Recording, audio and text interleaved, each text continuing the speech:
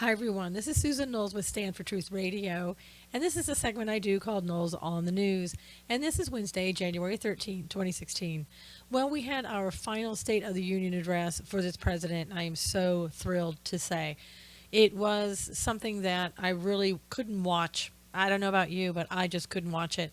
It was an hour of him patting himself on the back, which we all knew was going to happen. I'd watch it briefly here and there, and I really couldn't tolerate it. It was amazingly bad. But again, it's something that I expected. But I guess I was going to say I didn't expect it, but I think that's not true. I did expect it. In dealing with the Iran situation with the sailors, I've been concerned with what I've seen. In the beginning, there were pictures of the sailors sitting on the floor on a carpet with their shoes off. Now, and maybe in the Iranian culture, that is just part of their culture, and that's what people do. The way I look at that when you're talking about the military is that you're trying to subdue them. You take people's shoes off when you want them to have the inability to run away.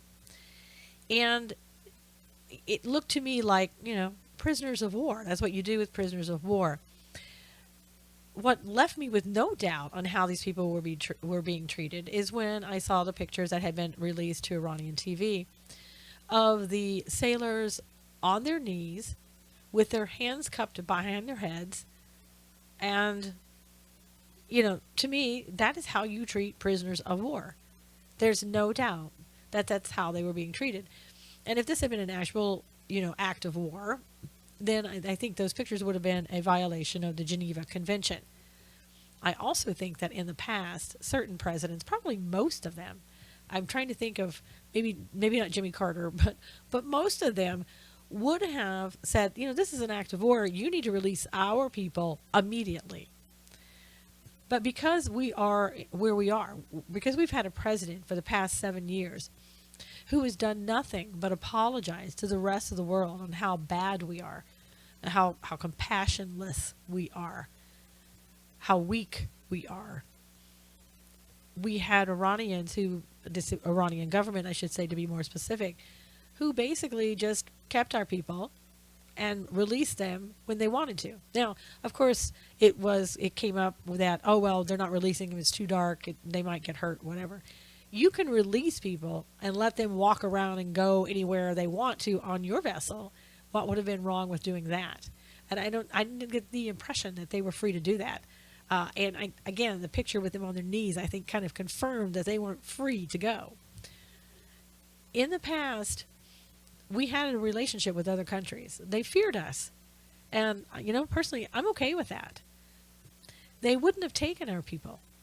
They may have called our government and said, hey, what are you doing? Why are your people over here? But they wouldn't have held them. They would have let them go for fear of what would have happened to them had they not let them go. That fear is gone. We have a president who comes out last night. He knew about this. He knew that the Iranians had taken our people, and he said absolutely nothing about it, as if it didn't exist. And the people who, looked at the president for the news or, hadn't seen the news for the day, looking at that, they would have assumed everything was perfectly fine. Nothing at all was going wrong. In fact, the president spent some time just gloating over how much he had done with this Iran nuclear agreement and how he'd made the world a safer place because of it. And that simply wasn't the truth and isn't the truth. And usually with this administration, it isn't the truth ever. He has done nothing but make this country look weak. We are attacked more often with Islamic State, but we don't want to admit it. We want to say it's just workplace violence. It's not really, jihadis coming in here. Come on, we have an issue. And it's made worse by people like Secretary Kerry coming out.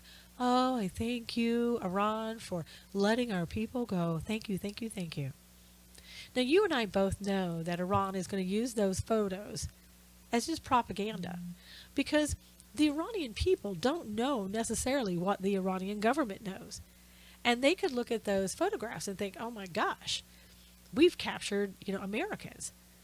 And we're holding them prisoner of war. And it makes us look very weak in front of the world. And it's bad timing because coming up, we're set to release those funds. $50 billion right away going to be released to the Iranians under this nuclear agreement. What's to stop, again, this propaganda machine of saying, look at this. Here's our ransom. We got $50 billion to let the Americans go. See how great we are and how bad the Americans are. And I guess, that's bad enough the way the administration handled this. But I had people on social media saying to me, well, you know what? I think that this was resolved the best way. What did you want to do? Go to war with Iran? Why did this have to come to war? Why weren't these people just released right away? Why do we have to jump from having our people to all of a sudden we're at war? We could have just said, let them go. They let them go. We're fine. But that didn't happen right away. And also I had people say, well, I think that basically, I think the Americans just got caught. I think they were going over there to spy. They got caught, and now they're released. We should just let it go. No, we shouldn't just let it go. And even the Iranians who said, there's nothing going on, right? We all know there's nothing going wrong. The Iranians aren't going to hurt us in any way. They were doing an investigation to find out if we were doing something wrong. So you can't tell me that there weren't people who believed that something was going on and they were looking for an excuse to hold our people. It's very disappointing with the president, and it's very disappointing in people who I've talked to on social media who don't support America as they should, I feel, like we used to do in the past. Until next time, this is Susan Knowles for Knowles on the News.